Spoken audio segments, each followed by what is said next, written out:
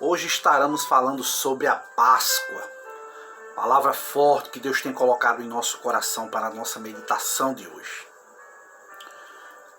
E para esse texto nós vamos ler Êxodo capítulo 12, versículo 11, que diz assim a palavra: Assim, pois, o comereis, os vossos lombos cingidos, os vossos sapatos nos pés e o vosso cajado na mão. Assim o comereis apressadamente. Esta é a Páscoa do Senhor. Meus queridos irmãos, capítulo 12 do livro de Êxodo fala acerca da instituição da primeira Páscoa, onde falou o Senhor ao profeta Moisés, na terra do Egito, dizendo a Moisés que ao 10º dia devia se guardar um cordeiro, segundo a casa dos pais, segundo as famílias. E este cordeiro deveria ser guardado até o 14º dia. O interessante é que o cordeiro tinha que ser macho, sem mácula, de 1 ano. Eles deveriam pegar daquele sangue e colocar sobre as ombreiras, sobre as vergas das portas em que moravam ali. O cordeiro tinha que ser um cordeiro assado no fogo. E se sobrasse alguma coisa para o outro dia, deveria ser queimado no fogo. Deveriam comer de forma apressada, deveriam estar preparados com os sapatos nos seus pés, com o cajado na mão.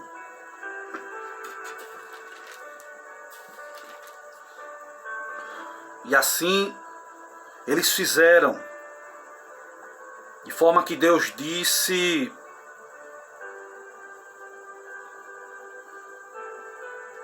que deveria ser um memorial.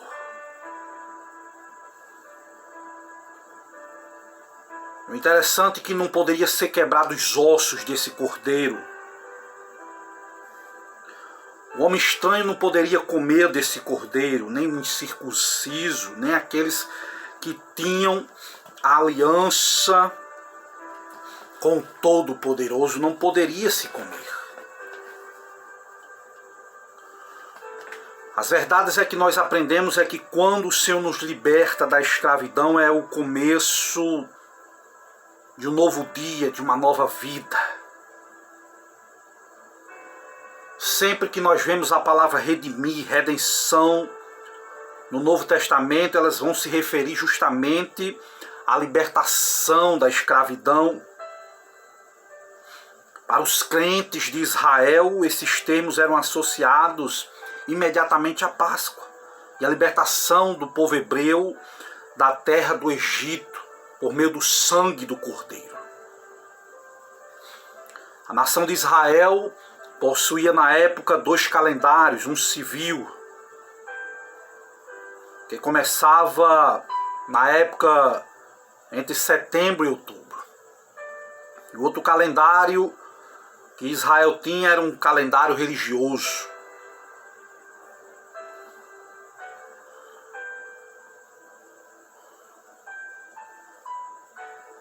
Existe uma pergunta muito interessante que Isaac fez no Antigo Testamento, acerca do cordeiro, dizendo: aonde está o cordeiro? É onde introduziu um dos principais temas do Antigo Testamento, enquanto o povo hebreu esperava o Messias. Mas essa resposta foi dada por João Batista lá no Novo Testamento, quando João Batista estava batizando e Jesus vinha em direção a João. João bradou e disse: eis aí o cordeiro que tira o pecado do mundo. Vemos nessa Páscoa, a primeira Páscoa, que o cordeiro era um cordeiro escolhido, macho, de 1 ano. O interessante é que era escolhido no 10º dia até o 14º dia. 4 dias. Por quê essa demora para se matar o cordeiro? Porque era tempo suficiente para garantir que se estava dentro das especificações divinas. 4 dias analisando o cordeiro.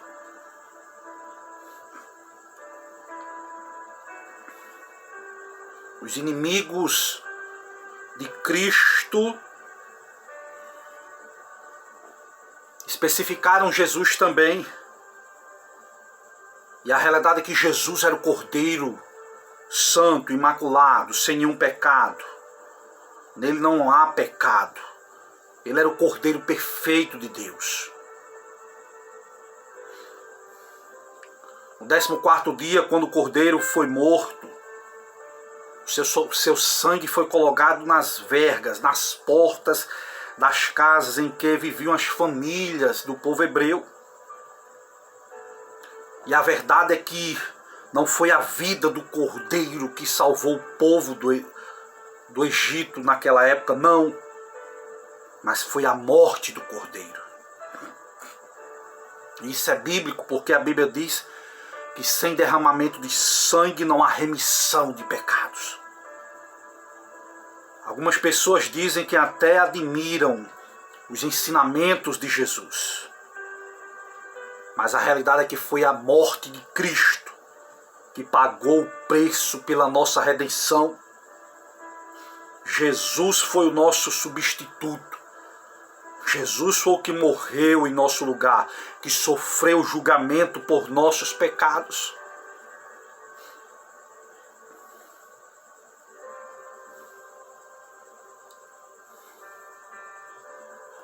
A Bíblia diz que quando eu vi o sangue, passarei por vós. Não basta apenas saber que Cristo foi sacrificado pelos nossos pecados, não. Devemos nos apropriar desse sacrifício e poder e dizer como Paulo: Filho de Deus me amou e a si mesmo se entregou por mim. E que possamos dizer como Maria, mãe de Cristo: o meu espírito se alegra em Deus, o meu Salvador. Os hebreus mergulharam ramos de uma planta maleável chamada isopo numa bacia com sangue, aplicando nas vergas, nos umbrais. O interessante é que o isopo foi usado para aspergir o sangue que confirmou a nova aliança. O isopo era algo que servia para purificar os leprosos também. E a aplicação que eu tiro é que a nossa fé pode ser frágil, como isopo. Contudo, todavia, entretanto, não é a crença em nossa fé que nos salva, mas sim a fé no sangue do Cordeiro, na fé no sangue do Salvador Jesus Cristo. Vemos que o Cordeiro ele tinha que ser assado, ele tinha que ser comido, não podia ser cozido, não. E essa refeição foi feita às pressas. As famílias tinham que estar preparadas para quando o sinal fosse dado, eles estivessem preparados para sair do Egito. A refeição constituiu de um cordeiro assado, pães asmos, ervas amargas. Cada um tem um símbolo, um significado. Os ossos não poderiam ser quebrados, porque os ossos de Cristo também não foram quebrados na cruz do Calvário.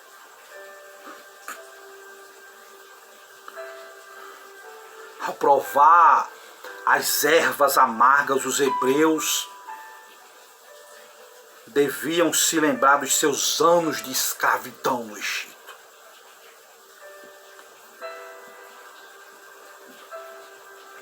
Mas a verdade é que as circunstâncias se tornaram difíceis ao longo da jornada no deserto. E em várias ocasiões o povo se lembrava dos bons tempos, desejando cebola do Egito. O pão asmo também tinha um simbolismo. Ele tinha que ser comido sem fermento. Por que sem fermento? Por causa de dois motivos. Em primeiro lugar, porque não havia tempo para deixar o pão crescer. Não dava tempo de o pão fermentar. Em segundo lugar, porque o fermento para os judeus era símbolo de impureza. Durante uma semana depois da festa, do dia da Páscoa, deviam-se comer pães asmos. Deviam-se removidos qualquer resquício de fermento de dentro da casa. 7 dias de pães asmos, tirando o fermento, limpando. O fermento é símbolo de pecado. O fermento ele fica escondido. Poderíamos falar sobre isso aqui. O fermento ele trabalha de forma silenciosa como o pecado. De forma secreta. O fermento ele se espalha. Quando é colocado no bolo, ele não fica num só lugar. Ele é espalhado. O fermento polui, faz com que a massa cresça. Assim é o pecado.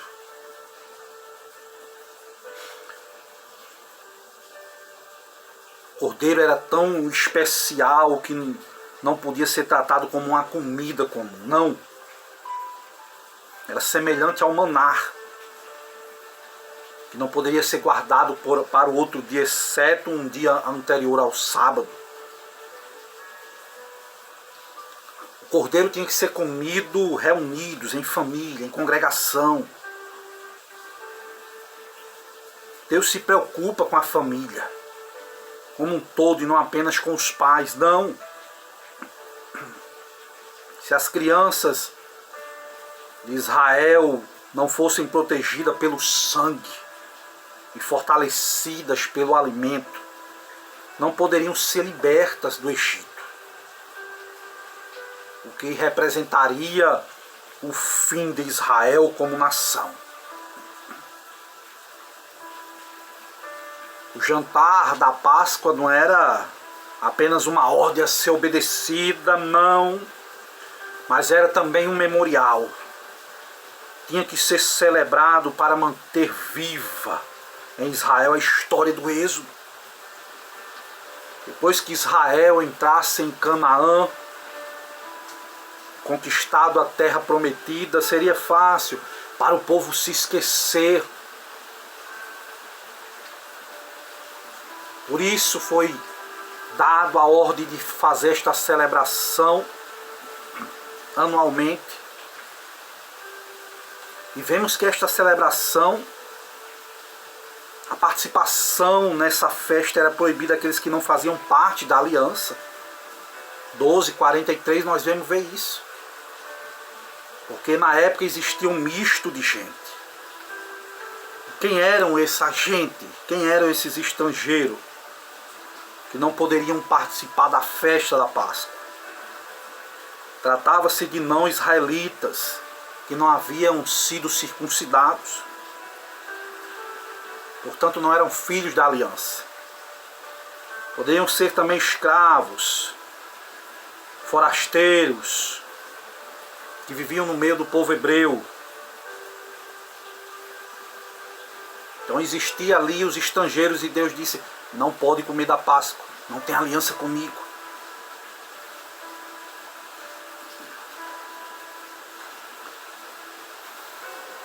A verdade é que Deus revelou o seu poder na terra do Egito através da Páscoa. E vemos que a morte ela não respeita ninguém. Naquela noite ela afligiu tanto a família do mais desprezível prisioneiro, como a do próprio faraó. A lição apresentada aqui, meu amigo, é óbvia. A menos que nós estejamos protegidos pelo sangue de Cristo, quando a morte vier, você se verá completamente despreparado. E ninguém sabe quando a morte virá. Deus cumpriu as suas promessas. Nenhuma só palavra falhou de todas as suas boas promessas feitas por intermédio de Moisés, o seu servo. Deus livrou o seu povo. Promessa que tinha feito a Abraão lá em Gênesis capítulo número 15. 600 mil homens de pé. Aproximadamente 2 milhões de pessoas totalizando, contando com as crianças e as mulheres. Deus prometeu e cumpriu que ia libertar aquele povo.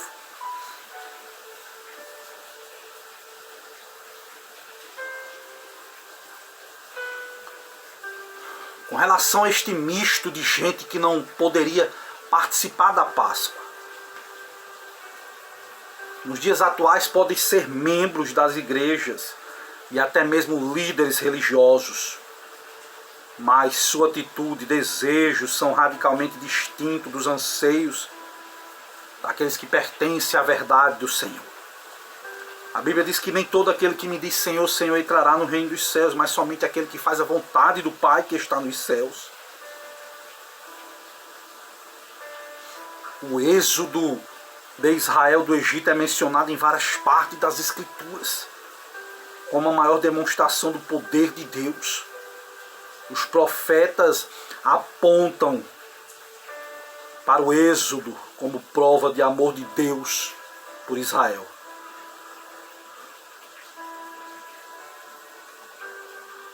Vemos isso sendo mencionado pelos profetas.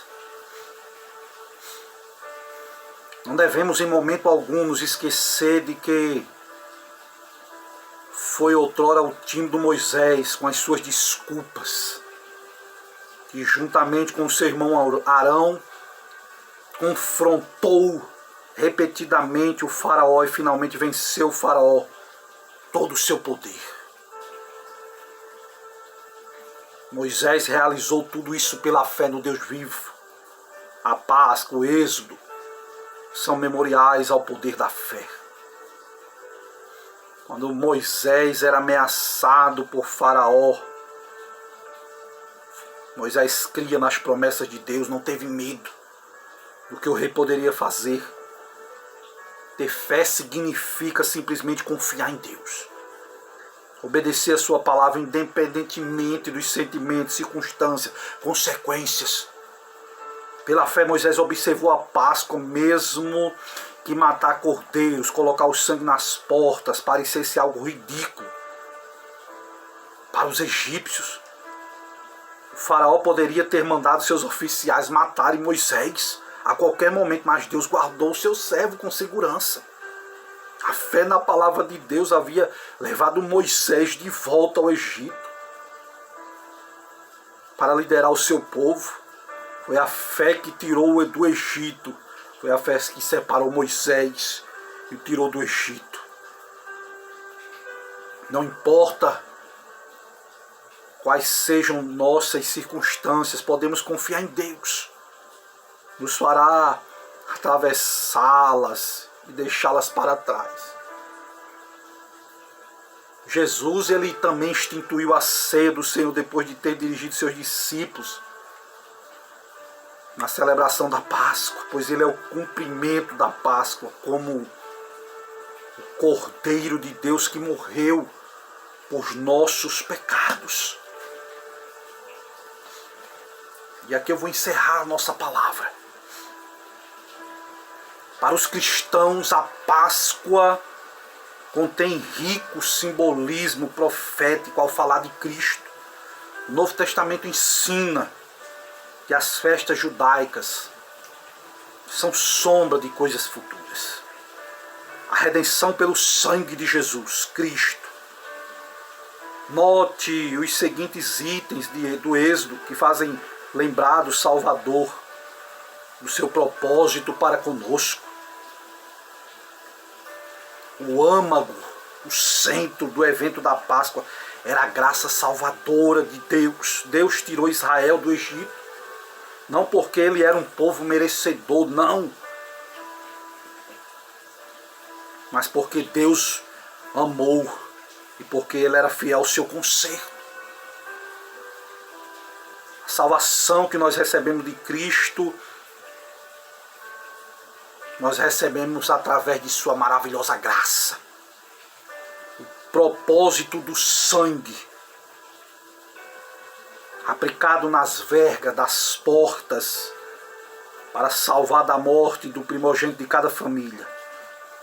Esse fato prenuncia o derramamento do sangue de Jesus na cruz, a fim de nos salvar também da morte, da ira de Deus contra o nosso pecado. O Cordeiro Pascual era um sacrifício.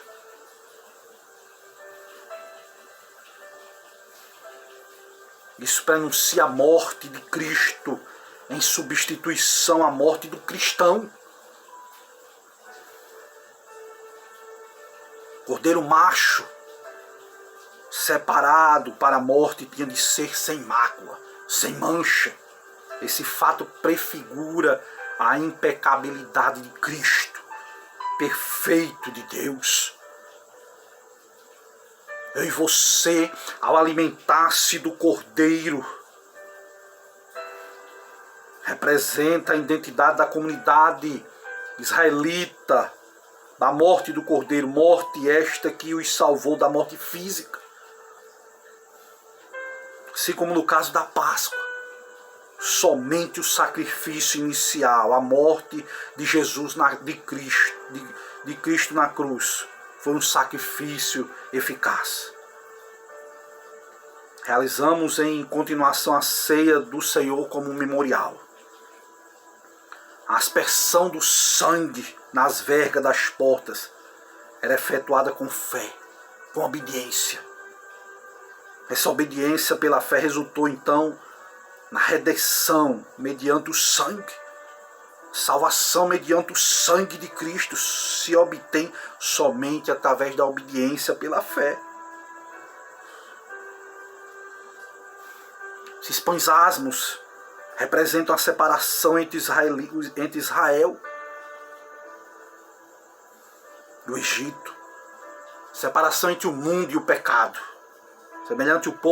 Semelhantemente o povo redimido por Deus é chamado para viver uma vida santa, separada do pecado, viver de forma exclusiva para Deus. Que nós possamos aprender com esta palavra, que nós possamos refletir sobre a Páscoa. A Páscoa do Senhor não é ovo de chocolate, não é coelhinho, não. A Páscoa do Senhor, devemos meditar o que realmente ela significa para as nossas vidas.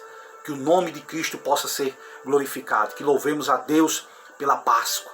Em nome de Jesus, que Deus te abençoe. Amém.